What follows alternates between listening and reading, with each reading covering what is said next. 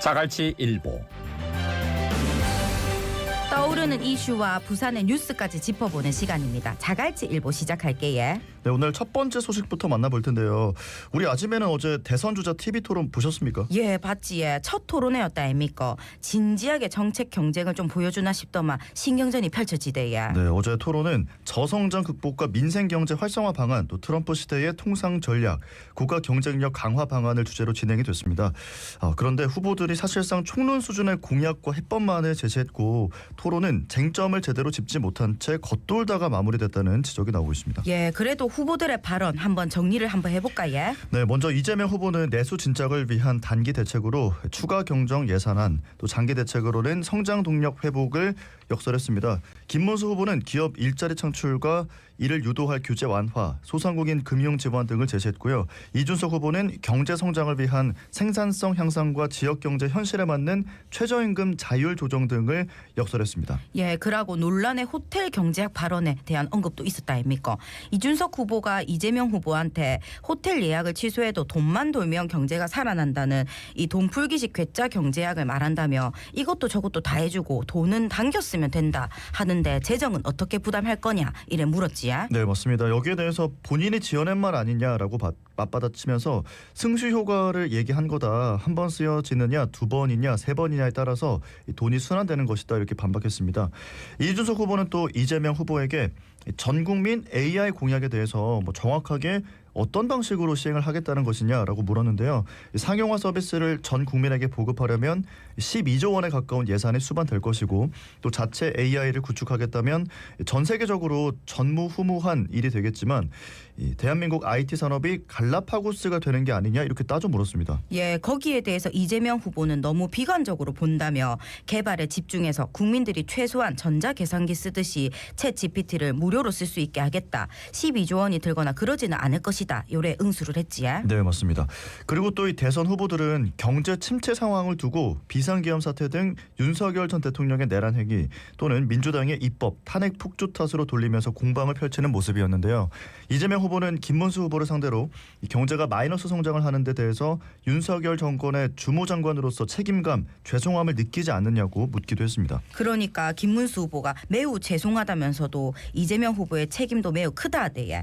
이 후보는 우리 그러니까 국민의힘이 뭐 하려고 하면 전부 반대를 한다고 화살을 돌렸지요. 네, 맞습니다. 김 후보는 민주당의 쟁점 법안 단독 처리, 한덕수 전 국무총리, 최상목 전 경제부총리 등 국무위원 탄핵을 지적하면서 이렇게 하니 경제가 살아날 길이 없다. 대통령의 계엄에 대해서는 반대하지만 민주당이 이상한 법을 자꾸 만들려고 한다라고 주장을 했습니다.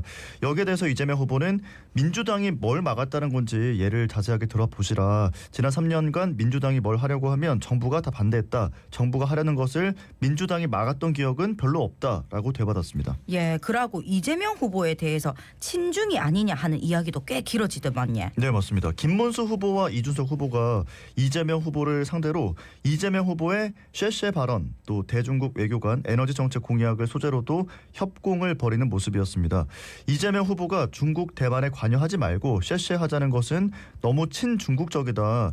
만약에 미국이 한국과 북한에 싸우면 어떠냐 이런 식으로 나오면 곤란하지 않겠느냐 이렇게 따져 물었습니다. 그러니까 이재명 후보는 너무 단편적인 생각이다. 국익을 중심으로 판단해야 하는 거고 대만과 중국의 분쟁에 우리가 너무 깊이 관여할 필요가 없다는 것이라며 저를 친중으로 몰아보려고 애쓰는데 매우 부적절하다. 상황에 맞춰 유연하게 판단해야 하고 그 판단 기준은 대한민국의 국익이어야 한다. 요래 강조했지요. 네, 맞습니다. 이재명 후보는 또 한미동맹은 대한민국 외교 안보의 기본축으로 발전 심화시키는 게 맞다. 그렇다고 완전히 거기에 올인해서는 안 되고 중국과 러시아의 관계도 중요하기 때문에 관리를 잘 해야 한다. 너무 극단화시키지 말아라. 이렇게 답변을 했습니다. 이외에도 에너지 정책 4.5일제에 관한 질의 공방도 이어졌는데요. 이재명 후보는 김문수 후보와 이준석 후보가 자신을 상대로 번갈아가면서 발언을 하자 두 분이 협공하면서 저한테 기회를 너무 안 주신다라고 불만을 토로하기도 했습니다. 예, 그래도 아직은 보면서 예전보다는 좀 성숙한 토론회라는 생각도 들대에 남은 이 토론회에서는 좀 더 어떤 정책을 우째 실행할지 그런 얘기를 더 많이 듣고 싶습니다. 자, 다음 뉴스는 토론회에 앞서서 더불어민주당 이재명 대선 후보와 국민의힘 김문수 대선 후보가 18일 나란히 현행 이 대통령 5년 단임제를 바꿔내는 개헌안을 발표했었지. 네, 맞습니다. 하지만 이 후보는 4년 연임제를 이야기했고요. 김 후보는 4년 중임제를 주장했습니다. 미묘한 차이를 드러낸 건데요. 연임 용어에 대해서도 서로 다른 해석을 내놓으면서 공방을 벌이기도 했습니다. 우선 이 후보는 SNS에 올린 글에서 대통령의 책임을 강화하고 권한을 분산해야 한다. 대통령 4년 연임제 도입으로 정권에 대한 중간 평가가 가능해진다면 책임성도 강화될 것이라고 4년 연임제 개헌을 주장했습니다. 그러자 김 후보도 곧바로 4년 중임제 도입, 또 불소추 특권 폐지 등을 골자로 하는 개헌안을 발표했는데요. 김 후보 역시 대통령의 권한에 대한 구체적인 조정도 대폭 받아들여서 제왕적 대통령제를 수술하겠다면서 대통령 권한 분산의 필요성을 강조했습니다. 예, 언뜻 비슷한 내용을 담은 듯한 양측의 개헌안이지만 이 차이점이 확실하지. 대표적으로 이번 대선에서 당선될 차기 대통령의 임기 문제를 두고는 의견이 정반대로 갈리대요. 네, 맞습니다. 김 후보는 총선 주기와 대통령 선거를 일치시키기 위해서 이번에 당선되는 대통령의 임기를 3년으로 단축시켜야 한다고 주장했는데요. 다음 대선은 2028년에 치르자는 제안입니다. 반면에 이 후보는 국가 최종 책임자의 임기 문제는 신중하게 고려할 필요가 있다면서 개헌보다 더 중요한 것이 국가 안정, 민생 회복이라면서 임기 단축안을 사실상 배제하는 모습을 보였습니다. 내년 지방선거, 2028년 총선에서 개헌안 국민투표를 한 뒤에 2030년 지방선거와 다음 대선의 주기를 맞추자는 게 이재명 후보의 생각입니다. 예, 그러고 이 후보가 사용한 이 연임의 의미를 두고도 견해 차이를 보였지. 네, 맞습니다. 김 후보는 연임제는 대통령이 2회 재임한 이후에 한 번 쉬고 다시 2회를 재임할 수 있는 걸 의미한다면서 연임제라는 표현 속에 장기 집권의 여지를 두고 있는 게 아니냐, 이걸 밝혀야 한다라고 지적을 했습니다. 이어서 김 후보는 러시아의 푸틴 대통령이 이걸 악용해서 사실상 장기 집권을 이어가고 있는데 우리는 결코 간과해서는 안 된다고 하면서 개헌과 관련해서 여러 차례 말 바꾸기를 일삼아 왔기 때문에 국민 앞에 아예 문서로 확정하는 일이 필요하다. 즉각적인 개헌 협약 체결을 제안한다고 압박했습니다. 하지만 애초 민주당은 헌법 128조에 헌법 개정 제안 당시에 대통령에 대해서는 효력이 없다고 명시가 돼 있는 상황에서 이 후보가 대선에서 이기더라도 스스로 연임, 중임을 할 수는 없다고 강조하는 모습이었습니다. 자, 이렇게 두 번째 뉴스로 전해드렸고요. 다음 뉴스. 한미 통상당국이 다음 주 미국에서 본격적인 관세 협의에 들어가게 됩니다. 미국 정부가 상호관세 유예 기간으로 정한 오는 7월 8일까지 7월 패키지, 줄라이 패키지 타결이 이뤄질 수 있을지 주목됩니다. 예, 인자 50일 남짓 남아있는 상황이니까 우리 정부는 애초 목표대로 관세 면제를 얻어내는 데 역량을 집중한다. 요래 계획하지. 네, 맞습니다. 하지만 현재 미국 측이 한국을 비롯한 19개국과 관세 협상을 병행 중인 데다가 우리 정부 역시 다음 달 대통령 선거 이후에 정권 교체기에 접어들기 때문에 시간이 충분하지 않다라는 분석이 나옵니다. 예, 한국 대표단이 이번 주에 미국 워싱턴 DC를 방문한다대요. 네, 맞습니다. 장성길 산업부 통상정책국장을 수석 대표로 하는 한국 대표단이 미국 무역대표부 측과 제2차 기술 협의를 진행할 것으로 보이는데요. 지난 16일 제주에서 양국 통상장관이 합의한 데 따른 조처입니다. 당시 안덕근 산업부 장관과 제이미슨 그리어 USTR 대표는 제주국제 컨벤션 센터에서 아시아 태평양 경제협력체 통상장관회의를 계기로 면담을 갖고 6개 분야를 중심으로 2차 기술 협의를 진행하기로 합의했습니다. 예, 여기서 6개 분야가 뭐뭐 있습니까? 좀 짚어드리면 균형 무역, 비관세 조치, 경제 안보, 디지털 교역, 원산지, 상업적 고려 이렇게 6개인데요.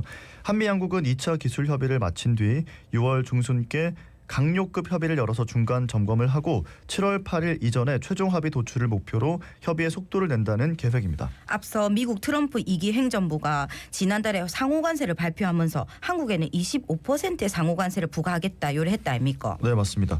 한미 양국은 같은 달 24일 워싱턴 DC에서 2+2 통상협의를 갖고 미국 측이 정한 상호관세 유예 기간 90일 안에 7월 패키지 딜을 위한 협의를 이어가기로 결정한 바가 있습니다. 양국은 협의 패키지를 관세, 비관세 조치, 경제안보, 투자협력, 통화정책 등 4개 분야로 설정했는데요. 이번 2차 기술 협의에서는 총 6개 분야를 중심으로 협의가 진행되는 겁니다. 통상 전문가들은 다음 주 2차 기술 협의에서 논의가 진전되면 미국 측이 구글의 정밀지도 반출, 소고기 수입 원령 제한 완화 등 국제적인 청구서를 한국 측에 내밀 가능성이 있다고 있다고 보고 있습니다. 예, 앞으로 그러면 한미 관세 협의가 얼마나 속도를 내겠습니까? 미지수라고 하는데요. 다만 현재 미국 무역대표부가 중국을 포함해서 19개국과 동시다발적으로 관세 협상을 진행하고 있습니다. 특정 국가 양자 관계 협의를 집중해서 진행하기에는 미국의 상황도 물리적으로 녹록지는 않다는 분석이 나옵니다. 예, 들어보니까 6.3 대선 이후에 새 정부가 출범하고 협상 라인이 바꾸면 이 한미 관세 협상이 7월 8일을 넘길 가능성도 있다 카대에 우째 결론이 날란가 계속해서 자갈치 일부에서 알려드릴게요. 네, 다음 뉴스 부산으로 와 보겠습니다. 삼정 더파크 동물원에 있는 동물을 위해서 부산시가 먹이 지원에 나섰다고 하는데요. 지난 2월 부산 기장군 반얀트리 화재 사고로 삼정 더파크 실소유주인 삼정기업이 회생 절차에 들어가면서 자회사인 부산의 유일한 동물원 삼정 더파크가 어려움을 겪고 있다고 합니다. 예, 이 동물 관리랑 인건비로 많은 비용이 나가는데 삼정기업 문제로 돈줄이 막히니까 부산시에 도움을 요청한 거지. 삼정 더파크에 동물이 몇 마리나 있는지 압니까? 이게 수백 마리가 된다고 하더라고요. 많습니다. 이 121종에 484마리나 있다고 카대에 그래가 한 달 먹잇값만 3,500만 원이 든다 합니다. 네, 그래서 부산시가 인도적 차원에서 예비비 1억 6천만 원을 들여서 동물 먹이 공급에 나섰는데요. 지원 기간은 이번 달부터 삼정기업의 기업회생 사업계획 승인 여부가 결정되는 9월까지라고 합니다. 부산시가 직접 먹이를 구매해서 지원하는 거라고 합니다. 예, 기억하시는 분들 많지에 10년 전쯤이었던가 삼정기업이 부산시랑 협약을 맺고 이 삼정 더파크를 개장했다 아닙니까? 네, 2014년에 개정을 해서 적자 운영으로 2020년 4월부터 휴업 중인 상태입니다. 그러고 이후에 삼정기업이 휴업하고 있는 이 동물원을 부산시가 매입하라고 소송을 제기했었지야. 네, 맞습니다. 1, 2심에서 패소했고요. 2년 넘게 대법원에서 계류 중인데요.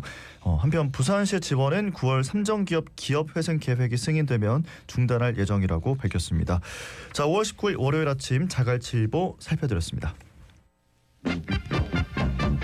요즘 살기 억수로 팍팍하지.